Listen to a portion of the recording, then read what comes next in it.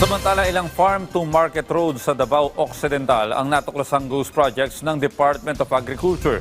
Habang ipinaliwanag naman ng Department of Agriculture kung bakit tumataas ang presyo ng sibuyas at kung kailan ito bababa. Yan ang report ni Vel Custodio. Inaasahang bababa na ang presyo ng sibuyas ngayong linggo. Ito ay kasunod ng pagtaas ng presyo ng pulang sibuyas sa merkado sa 250 hanggang 330 pesos kada kilo, batay sa huling monitoring ng Department of Agriculture. Ayon sa DA, pagdipis ng supply ng lokal na sibuyas sa cold storage facilities ang dahilan ng pagtaas ng presyo nito.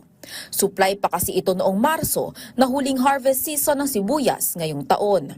Kaya sa pagpasok ng mga imported na sibuyas sa bansa hanggang sa katapusan ng Disyembre, inaasahan ng tataas ang supply at bababa na ang presyo nito sa merkado. Magsisimula na rin ang anihan ng lokal na sibuyas sa Enero hanggang Marso.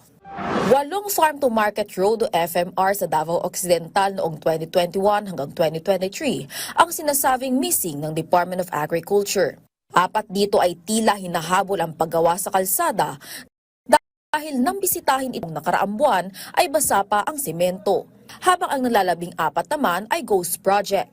Kabilang sa contractors ito, ang Great Pacific Builders and General Construction Incorporated, Jan Marie Construction Services and Supply, DICEM Construction and Supply, at HVC Sagittarius Commercial. Declared as completed na ng DPWH ang 8 FMR sa Davao Occidental na may kabuuang halagang 104 million pesos. 7 sa umano'y maanumalyang farm-to-market roads ay natagpuan sa bayan ng Malita, habang ang isa ay sa Jose Abad Santos, Davao Occidental. Target ng DA na matapos ang auditing sa 4,700 FMR sa unang kwarter ng 2026.